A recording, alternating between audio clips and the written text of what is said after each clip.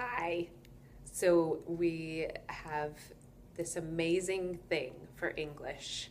If we learn three rules about conjunctions, we can write at a much higher level than we're writing.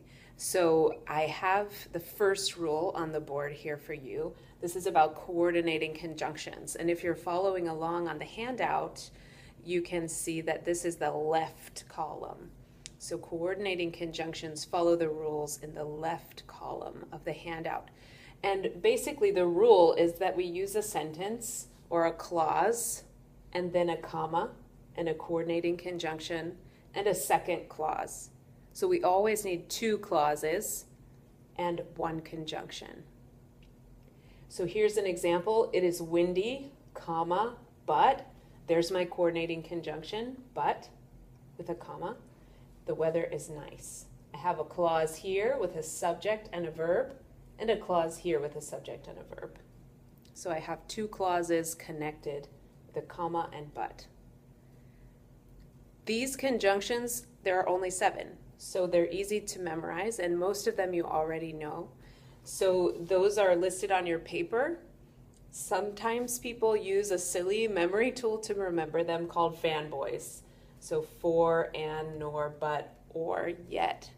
And so spell fanboys. So if you have trouble remembering them, this can help you remember what they are.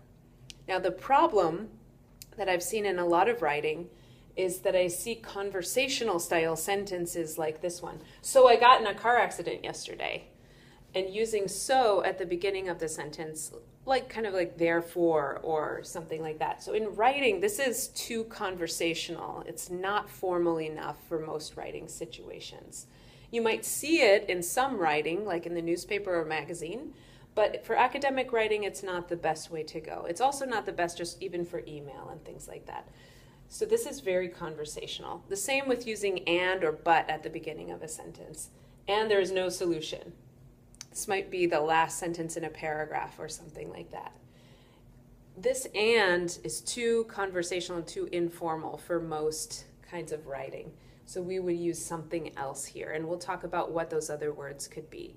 So these two are examples of mistakes that I'm seeing in writing pretty regularly in our class. So there'll be more about the second rule that you can learn in just a minute.